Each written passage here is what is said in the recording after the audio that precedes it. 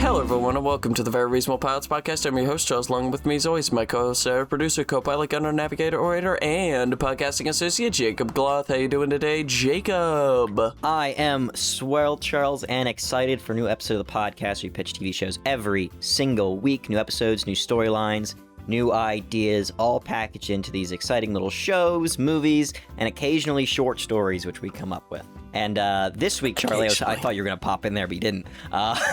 This week, Charlie, it is my turn, and I've got a new title from you, which was... The Diamond Walrus. The Diamond Walrus. What do you think I'm going to do with the Diamond Walrus? What's your guess? So, when I came up with the title, The Diamond Walrus, I was kind of thinking, I was thinking two things. I had two concurrent ideas. I was thinking about the Beatles song, I Am the Walrus, right? Yeah. I am the Eggman, woo, right? And yeah. I was thinking about the Maltese Falcon, right? Classic noir novel, multiple film adaptations, very good. Most famous of which being with Humphrey Bogart, and I believe 1938 was when it was released. Very good movie. And so I figured you would do kind of a play on a sort of a spoof on a like an Ocean's 11 style, like maybe a heist sort of a situation, but a little bit more goofy because walrus is silly. Walruses are sillier than falcons.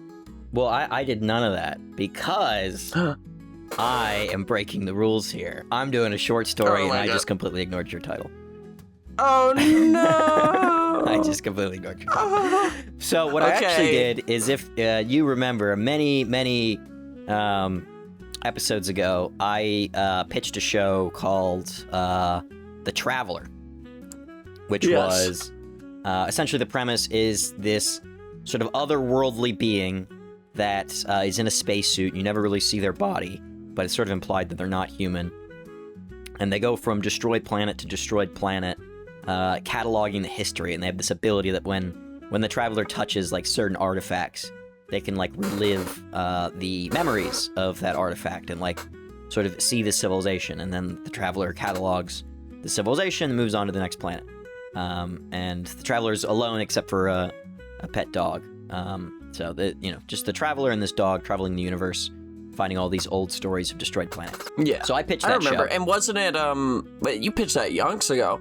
Wasn't that also, like, the traveler sections of it were live action, and then every time they saw a new, like, history of a planet, it would, like, transition into animation or something like that? Or am I misremembering it? I don't remember exactly what the idea was, but I think it was, like, and each animation would be a different style, too, as well. Yeah. Kind of like the Netflix show Love, Death, and Robots, where, like, each one's a different animation style. I remember because that was our first anthology, and you're a bigger anthology fan than I am. Am I? I feel like you probably talked more about anthologies than I have. I think your first pitch was a Matrix anthology, wasn't it? It wasn't an anthology. It was the first. I remember the first the pitch because I remember that was like I came up with that idea in like the second year of high school. But it was like a team of people and they're traveling around the Matrix world. They keep going into different matrices trying to like find somebody. You know? Okay. Yeah. So it was like anthology-esque in a way because. Yeah, in a way. In a way, because but you like them more. You love a Black Mirror. You love an anthology. I'm not as hot for the concept as you are. Okay, I think. Well, I wrote a short story here of one of the episodes of that show, and today will be a reading of that. I am not sure if I'm going to be able to get through the whole thing or how this is going to work because we haven't done this before, and I kind of think this might be too long. So. We will see how it goes, Charlie. I'm excited. There's a couple of natural stopping points, and I'll stop, and you can tell me what you think so far. But for the most part, it's just one, there's no chapters, it's a short story, so just one long thing. All right, Charlie, set your mind in the right space. Get your sci-fi brain on, and here we go. My sci-fi brain. All right. A decrepit space station swings in an eerie orbit around a ringed red planet. The crumpled steel exterior has great holes punching through its body. Scores of crates, plastic goods, and wires float aimlessly just outside the opening. Like the planet it orbits, the space station is comprised of a large spherical center with a circular ring around it. Out of the folds of space, the traveler's slim vessel skips through the light and appears by the ancient station.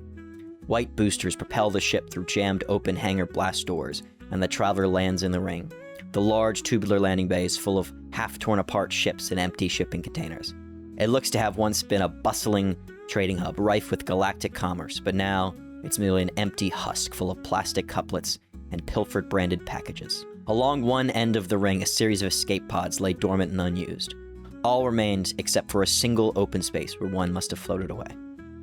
The ramp drops and the dog comes out in a bound. He rushes into the room and immediately flies into the air due to the lack of gravity. He's got a shiny new silver spacesuit with his name written on the collar, Rusty. As he spins, barks, and flops through the air, the traveler limps down the ramp, with each footstep clanking on the ground as the magnetic lock clicks. Seeing Rusty in a messy predicament, the wanderer clicks a button on their forearm. The dog's face twists with excitement, and his ears flop wildly as the new suit's boosters gently bring him to the ground. His boots click to the deck, and the pair can finally explore the strange station. Rusty tries to run, but the clip-clap of the magnetic boost turns a joyous zoom into a tiresome marathon. He relaxes and finds himself walking calmly with his slow-paced friend. The traveler leads him down a corridor, away from the ring shipping hub, and to the spherical heart of the station. Waist-high poles with long-gone ropes are mounted into the ground, designating lines leading up to a steel booth where passports were checked and luggage searched according to customs. However, the windows were boarded up and looked to have been out of commission before catastrophe struck. Beyond the checkpoint, the hall opened up into the center floor of a multi-level live-work community. The level was ringed with novelty shops, restaurants, and bars. Little bridges led to a park in the middle of the structure with a withered dead tree.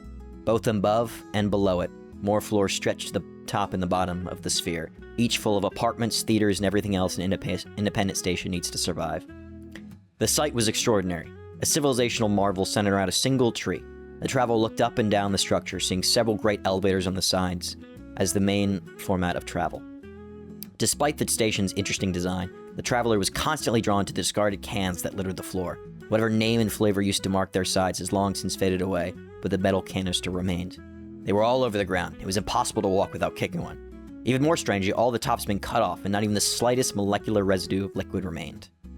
While the traveler pondered over empty cans, Rusty found interest in the ancient tree in the middle of the station. Upon closer inspection, it was not merely dead, but petrified, a relic from some forgotten time brought to this place as the center for something new. Its rigid bark was full of mountains and valleys like a topographic map. It seemed like almost wrinkled flesh, full of long-running veins and bumps from years of wear and tear. To the dog's disappointment, the tree had no smell to it, but mid-whiff he got the scent of something lying in the grass, which the continued frustration, which was merely plastic. But in these false green blades, Rusty's helmet nudged something sharp that nearly splintered the dog's glass bowl. He barked and yelped, which snapped the traveler's attention away from the mysterious cans. Careful not to kick into any more on the way, the traveler arrived at Rusty's side. The dog whimpered and pointed with his nose at a sharp, steely syringe lying in the fake grass. Cautiously, the traveler lifted it by the handle and motioned for Rusty to follow. The pair went into a little cafe that at some point must have been quite lovely with brick walls and warm lighting, but was now a run-down concrete box covered in aluminum cans and fallen bricks. Still, the traveler found comfort in a plastic chair at a corner table. It was the kind of spot that would have been nice to pop open a book and quietly read while observing people and things that came and went. Instead of a book, the traveler put the syringe on the table and took off their glove. As the fingers wrapped around the needle, color and sound flooded into drab silence. Now that's the opening as we get into the actual story of the events as the traveler uses their power. What's your guess so far? What do you think's gonna happen? If you might remember from the actual episode, but if you don't. I don't remember from the episode. I bet that the traveler's gonna open it up and I bet it's going to be like a romance. I think it's going to be like the traveler's going to get like a whirlwind romance of these two people who met in this cafe, and like we jump through time and see different stages of their life together. All of it framed through this cafe. That's what I think's gonna happen. Very, very interesting guess. Nothing about the cans littering the floor really intrigued you that much? No, I don't think the cans were important. Okay, I think that was a red herring. It's the mountain of cans littering the floor of this space station. That was unimportant. Okay. Now, Media literacy there's mountains of cans. Right There's mounds of cans littering littering the back of my car. That's not important. Yeah, I mean, it's kind of sad, so maybe it is important. No, in a it's way. not. It's cool. It's cool in a way. I think so. Every time I turn, you just hear like the clattering of cans. Yeah, it's crazy. Sliding over. Anytime everyone else gets in your car and it just pours out a load of cans. Audience, I've been in his car before, and it's been amazing seeing what is just on the passenger seat. It is depressing. Yeah. Hey, there was audience. There is the remnants of a melted crayon on the passenger seat. That's what he's referring to, I believe. There was more than that. I don't remember a crown, but there was a lot of stuff in your passenger seat. Yeah. Okay. Anyway. No one gets in my car besides me. It's fine. Okay, yeah. Well, that's also sad. Anyway, the story. We're back in. Industrial-style lighting hung over fine wooden tables with cozy cushioned chairs. The warm lighting mixed with the plentiful blankets and bookshelves made a nice, soothing atmosphere that played well with the piano music coming from the oak speakers by the record player.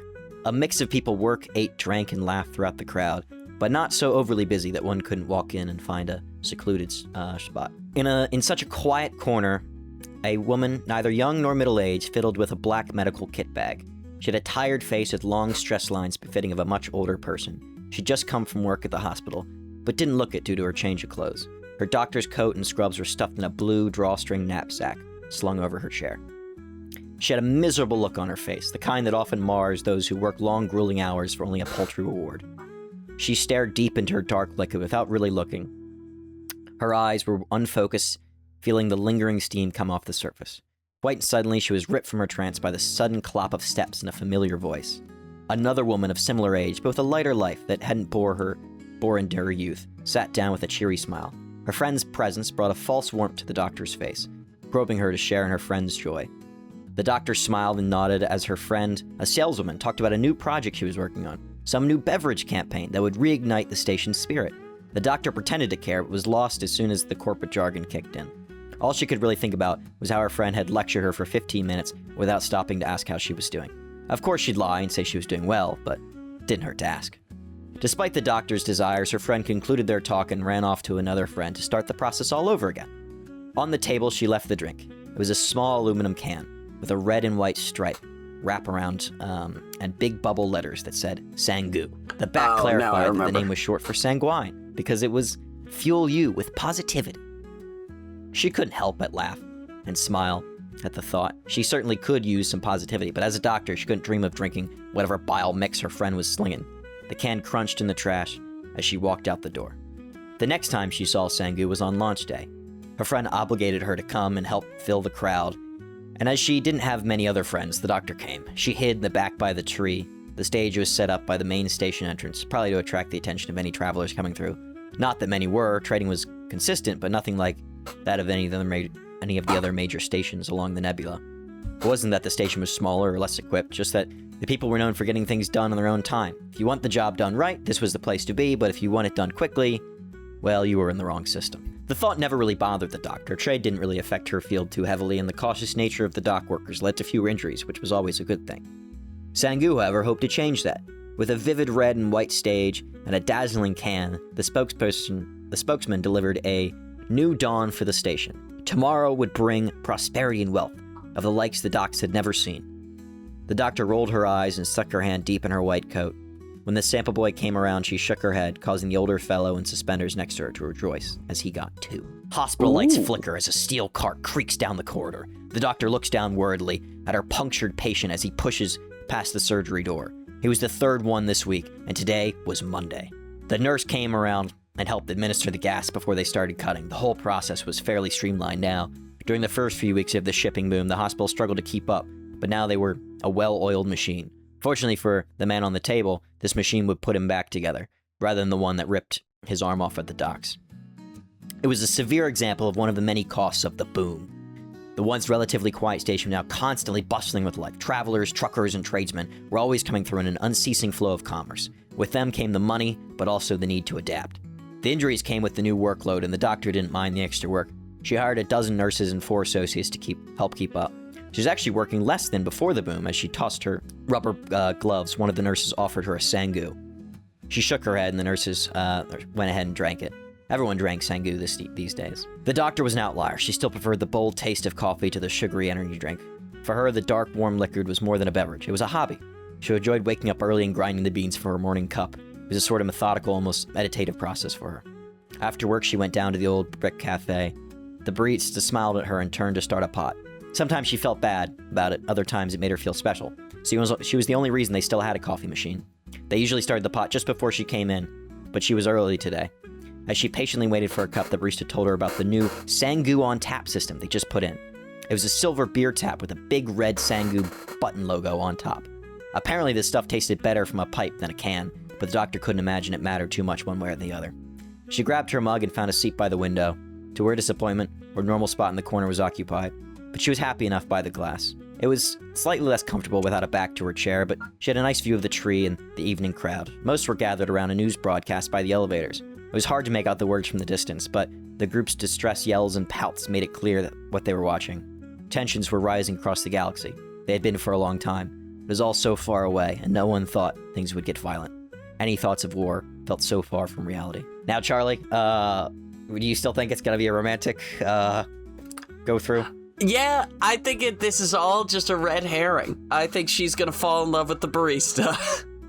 The barista? Okay. That's what the barista who makes the coffee special just for her. That's what I think's gonna happen. You don't think it's gonna be a love triangle between her, the barista, and her friend who sells Sangu? Her friend. No, because her friend's kind of mean. She doesn't even ask how she is. Yeah, that's quite cool. You gotta always ask how your friends are. You know, that's the today's lesson in the podcast. That's what this story's all about. Ask how your friends are doing. You know, send them a text you don't right need now. to try. Charlie, send you don't need to right care. now to one of your friends. Ask how they're doing. No. Okay. I figured you just said it to me, but he doesn't give a shit. my phone is on the other side of the room, and I don't give a shit. Great. Good to know. Do you remember what this is about? You said you did. I remember Sangu. How do you say it? Sanguine. Sangu. Well, Sanguine is the full. Sangu's the, short. I don't think Sanguine really works as a beverage name. Maybe it would. I don't know. No. Would I buy Sanguine at the store? Probably not. Sangu. I would. If that was a soda, I would like try it, maybe. Yeah.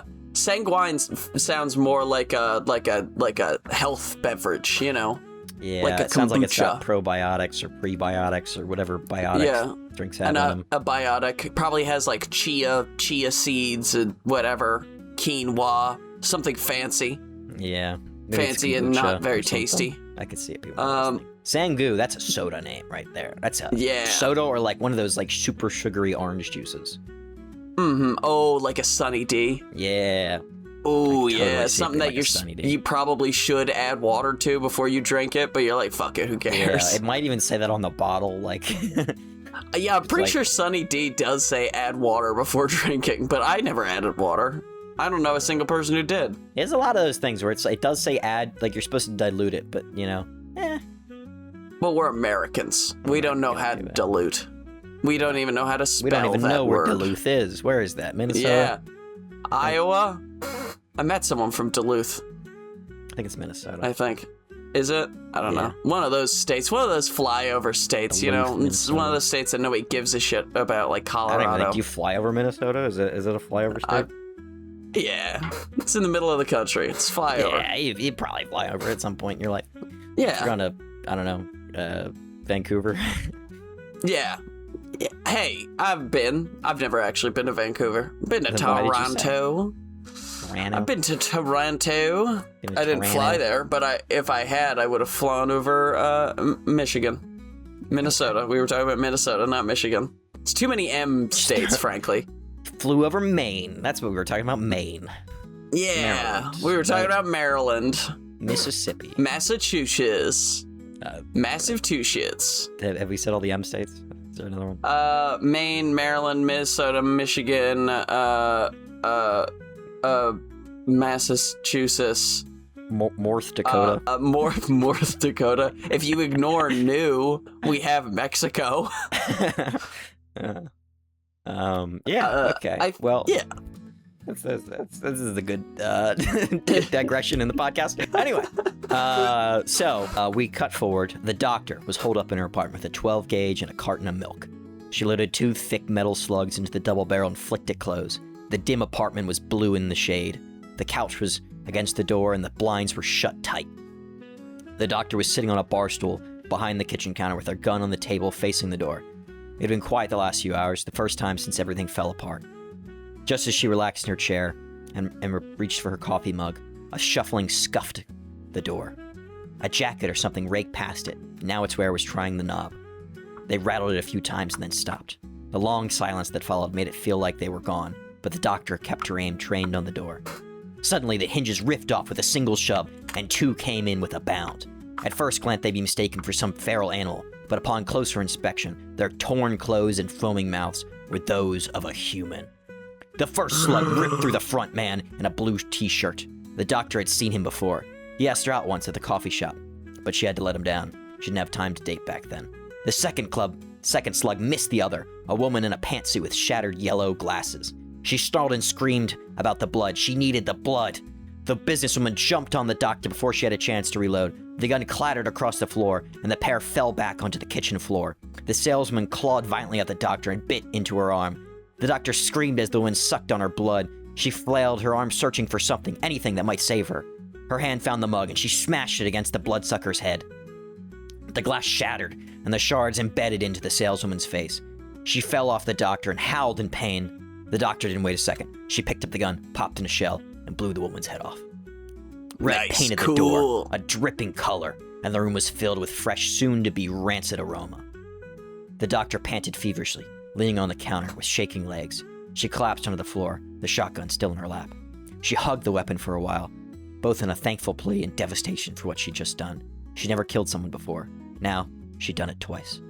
Her eyes bore into the scarlet color on the wall, watching a drop slide down the surface until it landed on her black medical bag. She grabbed it and patched up her arm. Had the saleswoman won, she would have been disappointed. There was no Sangu in the doctor's blood. She never tried a drop despite all the free offers from her friend at the company. Coffee was good enough for her. All those that drank the energy drink were like the saleswoman now, even the doctor's friend. After trading halted and the shipment stopped coming in, the remaining Sangu supplies dried up in less than a week. Most thought that would have been the end of it, but the station's dependency on the red beverage ran deeper than anyone thought. The craving struck almost immediately. People sucked on old Sangu taps and the bottom of cans for the smallest drop of the good stuff. The garbage was ransacked and the homes of suspected hoarders were looted. Despite the craze, eventually the stock ran dry, and not even the most violent of consumers could find a can. The angry horde of addicts couldn't stand it. They needed something, anything. They raided the local Sangu office hoping to find an answer, but the local president had nothing to offer. His unhelpfulness was the end of him, and as the rabid crowd tore him apart, they found the answer in his blood. Despite not consuming any of it for months, the Sangu was still flowing through his veins. The doctor popped 2 new shells in her shotgun, and they took the syringe from her medical bag. This was the last straw. If she was going to survive any longer, she needed to find a way off this spear. The needle in the gun reflected a bit of light from the window onto the ceiling. The doctor smiled at the reflecting effect and played with it for a moment before stabbing her leg. It helped to distract her before doing it. Despite being a doctor, she had a touch of needle phobia. She didn't mind stabbing others, just herself. Her eyes crinkled as the point pushed through her skin, and she closed her eyes while her hands pulled the blood into the vial. As soon as there was enough, she removed the needle and put a smiling bandage on her thigh. Her blood looked a little too dark in the vial, which she might have thought was concerning if her situation wasn't already dire. Ignoring the sight, the doctor slipped the syringe into the back pocket of her jeans and left her tiny apartment. In the hallway, she took one last glance at home. It might have been a more sentimental departure if the twin corpses weren't marring the view. The emotions waned, and she left it all the same. The journey to the main deck wouldn't be as easy as her old commute. She looked down the long hallway balcony, down the row of floors to where the tree sat in the center. The doctor was 41 stories too high, without an elevator to ride. The thought really bothered her, but not for any particular reasonable reason. She got this apartment at the nagging of a friend. The doctor used to have a studio on the 4th floor. It was all the space she really needed, but her friend insisted she got an upgrade. She told the doctor that the commute was worth the extra space and allowed her to throw get-togethers and dinner parties. The doctor doesn't know how that convinced her. She'd never once had people over in her entire life. Her home was for her, not others. If anyone wanted to hang out, they should invite her to their place. It was pointless to think about it now. There were no dinner parties left to be invited to.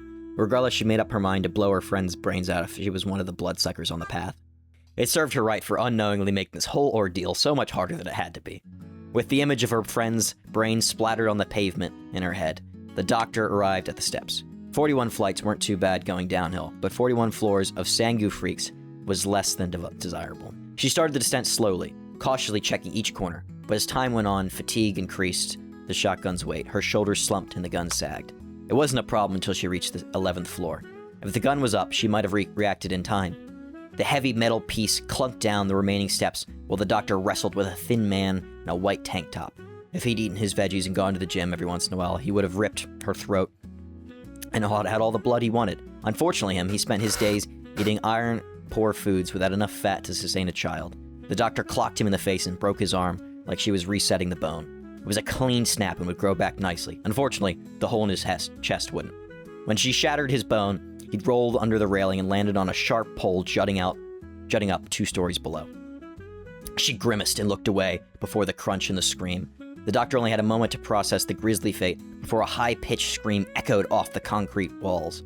Her sympathy fled and her face drained of blood and emotion. The door smashed into the wall. She bolted out of the stairwell. She hadn't time to look behind. They'd be on her in a moment. Everything was a flash, and there was no time to think about anything. She hopped over the railing and tumbled onto a walkway on the floor below. Her roll was less than graceful, and her knee crunched as she got back to her feet. The scream bellowed above her, and she turned to look up at 4 of the Sangu freaks. They were different from the others. The rancid feeding had turned them completely feral. The addiction had ruined their minds, and the guilt of what they had done to the others destroyed whatever was left of their psyche. Their clothes were mostly gone, but the fabric that remained was a crunchy red that matched the stains on their crusting skin. The doctor didn't have time to gawk. She hopped off the next railing, fell to the 9th floor's maintenance catwalk. It was a thin bridge designed for workers to change light bulbs, but for an overworked MD to spring from a fumbling horde of energy drink freaks. She ran, but as soon as they jumped onto the walkway, the metal squeaked and one of the supports gave way. The lurch shook the whole group, but the doctor managed to gain her balance before the rest. She sprinted across the remaining bit and smashed her shotgun stock against the fragile rails. The front creature came across on all 4 legs as she struck away the metal. Its panting and rabid slurs pierced the air with a crying urgency that turned the doctor's movements into a frantic rush. Just as the creature jumped into a bound, the catwalk snapped and 3 of them fell, 9 stories or more. The jumping creature avoided his friend's face and landed on the doctor. He tried to bite her neck, but she still had the shotgun. She whipped it across his face and sent him spiraling across the floor. The doctor aimed a shot, but just as the gun fired, the floor gave way. The shell missed the creature by a hair, and the pair fell into a landslide as the caged metal scaffolding collapsed. Twisted steel poles crashed all around her as the doctor slid and tumbled her way down the remaining of 9 floors. She felt her right leg break when she hit the ground. A quiet scream forced its way out of her throat in a whimper. It was a clean break, she knew that right away, but she hadn't the courage nor the strength to get up. She hobbled up around onto her one good foot and winced at the constant pain splintering through the other. Desperately, the doctor looked around for a gun, but it was nowhere to be found amongst the rubble. All she had left was the syringe, which she took it into her hand like a knife. She hopped over the ruined scaffolding and found herself in the main park by the tree. The ground was covered in the awful red Sangu cans. She couldn't help but kick them angrily as she swept across the floor. She realized she didn't need the shotgun. The exit was right there. If she could make it to the hangar and find a ship, then she might be able to get out of here alive. She began to shift to the main tube when a guttural whine squelched through the air. She turned to see the feral Sangu beast claw out of the rubble. His arms were bent the wrong way, but he used them all the same. He had the shotgun in hand, and despite all the chaos in his mind, he still knew how to hold a gun. The doctor knew there was 1 shell left, and she could see in his eyes that he wasn't going to miss.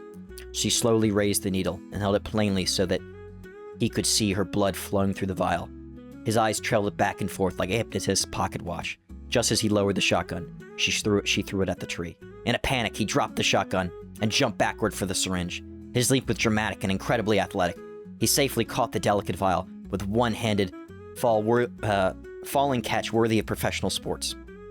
A crude, childish smile cut across his face as he stared into the thick red liquid. He finally had what he wanted.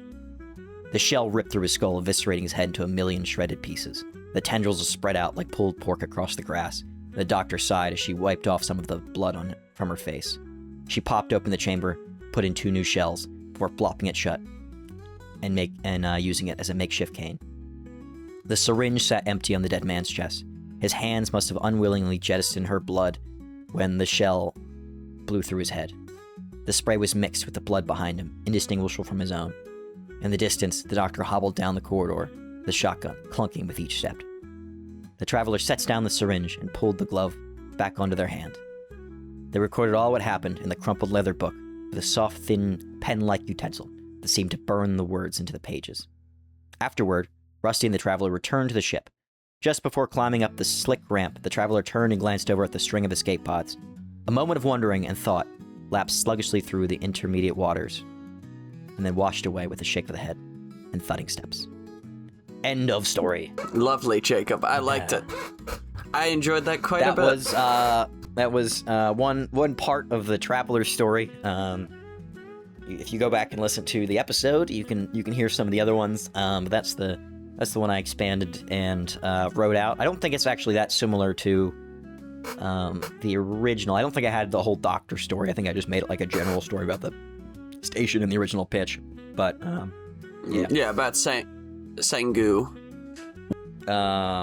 It's like I think I mentioned it in the slogan. It's like being optimistic or confident and stuff. Yeah, I don't know. I think that's something like that. I think it also has something to do with red. Like if sanguine is like a reddish. Let me look it up. Yes, ruddier. Oh yeah. Oh, I was so smart when I picked this. Oh god. I know you were, because sanguinate sanguinate has something to do with blood. Yeah, so it's an adjective that means cheerfully optimistic, hopeful, or confident, especially in a challenging situation, which is situation that she was in. It also can mean like ruddy or reddish. So having a sanguine face means you have a reddish complexion. And in Latin, it's the root word sanguis refers to blood. So. Look at that, Jake. Look at you. You're such a little... You're so good. That's literature, folks. Yeah, you look up words. There's layers wait to until that. you find one that fits, and then you pick it. And then you don't remember it later, so you don't seem as smart, but at least you knew it at a time. He's got some ideas, folks. Very limited. How long was that, if you don't mind my asking? How many pages? 10 pages. It's a lot of... 10 pages? Damn, that is a lot. That is a lot of pages. Yeah. No, 8 pages. Yeah. 8 pages, single space, double spaced. What are we working with here? Double spaced. I'm trying to gauge when I read my own stories. It was 10. It was 9.5 pages, double spaced. Double spaced. Ooh, double spaced. 9.5 pages, double spaced.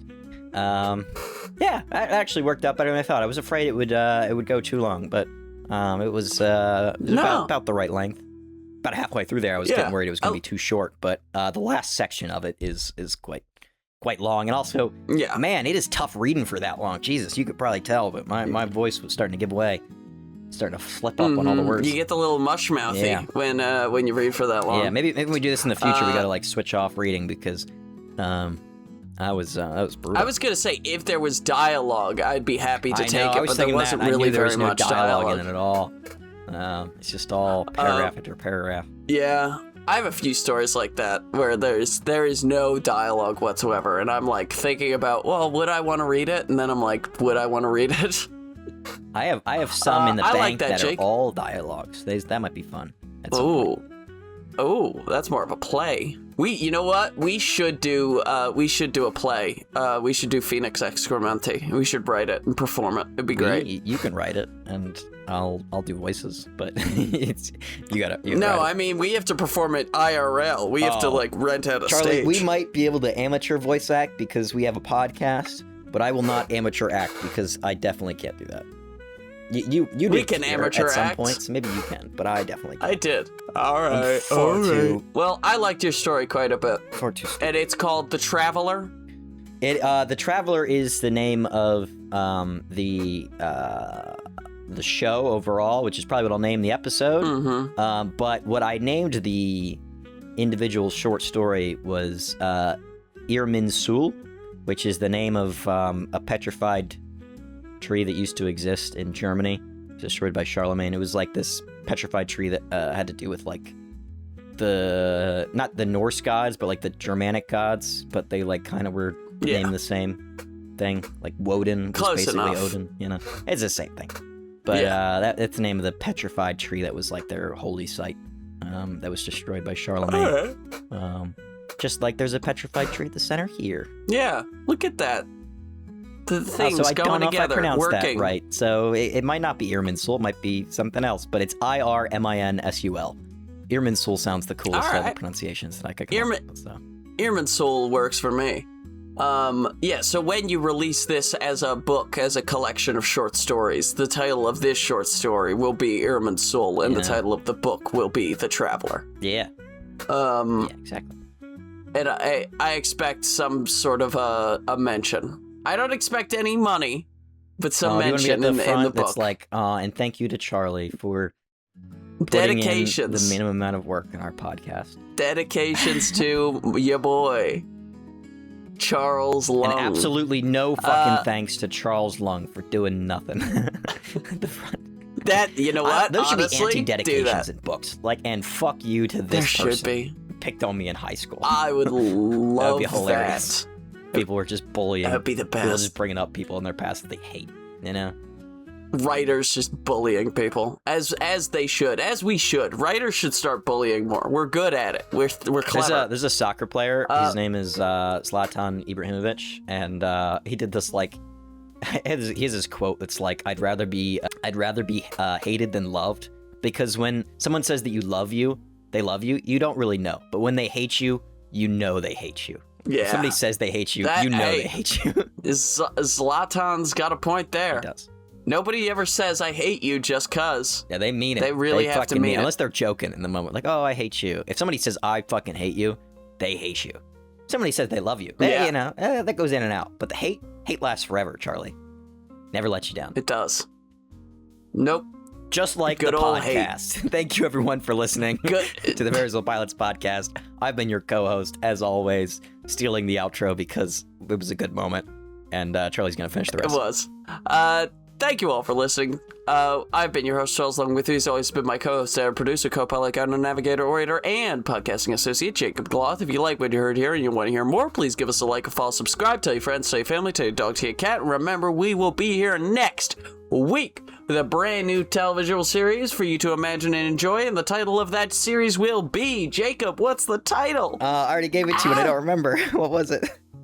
Up is Down. Up is Down, isn't that's it? right, Up is yeah. Down. Up is Down. Up is Down. And I will, just for the record, for the audience, I will do the Diamond Walrus, just, you know, next time.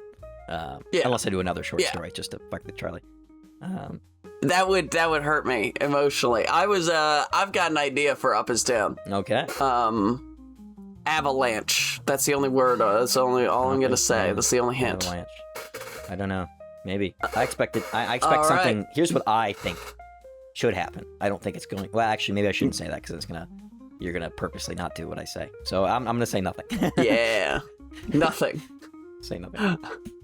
All right. Can't wait for a fucking. Thank you all for listening. A quiet story about a mother finding purpose in her life after her kids go off to college. Because she, she gave up all of her career aspirations when she had kids, and now she's finding purpose in life again after they left. Mm-hmm. That's what his story's she'll gonna go be. skiing, and she'll die in an avalanche. That'll be the end of it, that's how the story ends. You ever watch one of those fucking, I think there's a couple of those that are like that, like One Day. Have you seen that movie?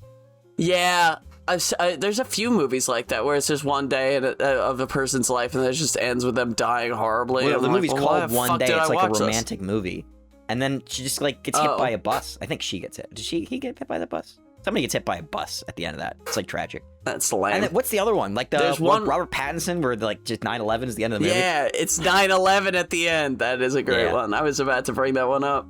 It's just 9/11. He's not even American. I don't think he should have been there. I don't think he should have been involved with 9/11. I'm sure lots of people died at 9/11 who weren't American. New York's a pretty international city for people coming and working. They're Americans in my heart. Okay. In my heart, soul. They're Americans. I don't know how to take that. Thank you all. Is this Charlie's? Okay. That was. And this is. Well, we'll find a new host for you next week. Goodbye, everyone. Yeah. Bye.